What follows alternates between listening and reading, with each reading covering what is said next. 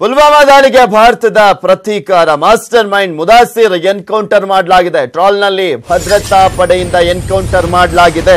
ಈ ಒಬ್ಬ master mind ಉಗ್ರ ಮುದಾಸಿರ್ನನ್ನ ನಮ್ಮ ಸೈನಿಕರು ಹೊಡೆದುರುಳಿಸಿದ್ದಾರೆ. ಪುಲ್ವಾಮಾ ದಾಳಿಯ ರೂವಾರಿಯಲ್ಲಿ ಮುದಾಸಿರ್ ಕೂಡ ಒಬ್ಬ.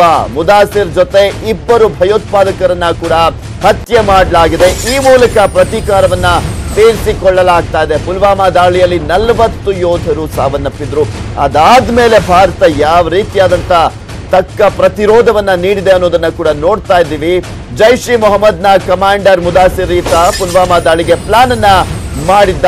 ಈ ಮುದಾಸಿರ್ ಉಗ್ರ ಕೂಡ ಆತನನ್ನ ಫಿನಿಶ್ ಮಾಡಲಾಗಿದೆ, ಹೊಡೆದುರುಳಿಸಲಾಗಿದೆ. ಈಗ ಆಲ್ರೆಡಿ ನೋಡಿದ್ವಿ ಏರ್ ಸ್ಟ್ರೈಕ್ ಅನ್ನ ಕೂಡ ಮಾಡಿದ್ದನ್ನ.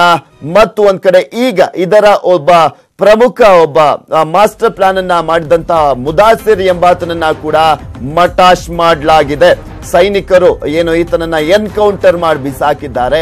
ಈತ ಸೇರಿದಂತೆ ಇನ್ನು ಇಬ್ಬರು ಭಯೋತ್ಪಾದಕರು, ಒಟ್ಟು 3 ಭಾರತೀಯ ಸೈನಿಕರು ಮಟಾಶ್ ಮಾಡಿದ್ದಾರೆ, ಫಿನಿಶ್ ಮಾಡಿದ್ದಾರೆ.